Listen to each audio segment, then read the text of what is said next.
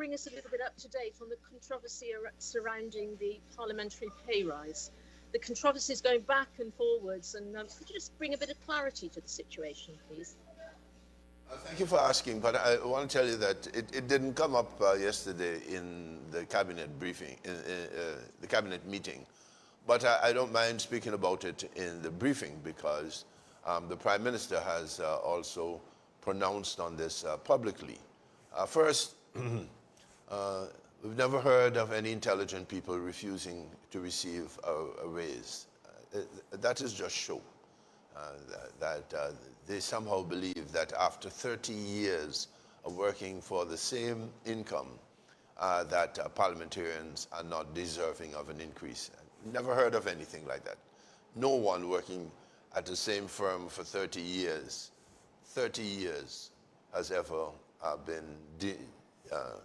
denied himself or herself a raise. The only people who do that are people who run their own small businesses and who much rather take allowances and so on that are not a part of the determination of the statutory contributions that you are to make. So if you keep your salary or wages very low, then the percentage that you pay into Social Security, medical benefits, and the education levy will also be low. So some people do that if they're running their own private businesses in order to pay as little as possible over to these statutory corporations. But no intelligent person says, I don't want to have a pay raise. Never heard of that.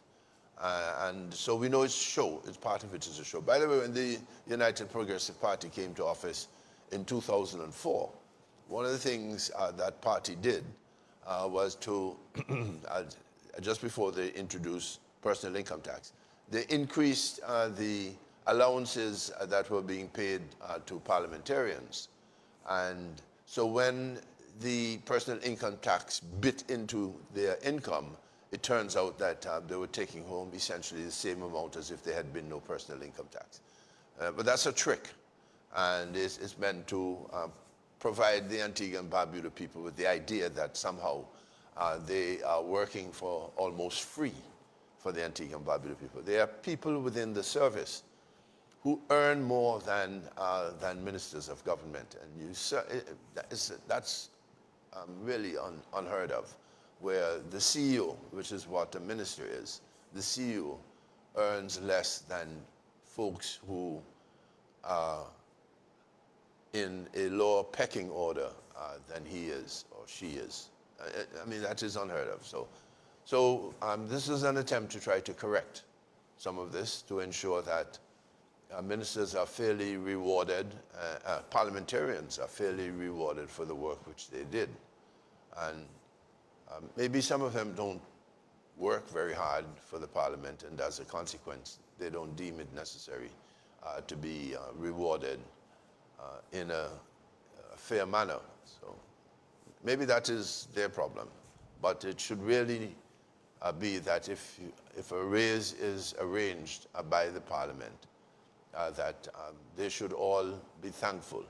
And by the way, it was included in the budgetary presentation, and therefore they ought not make the claim that it was a surprise, which is part of the untruthfulness of the campaign which they have conducted.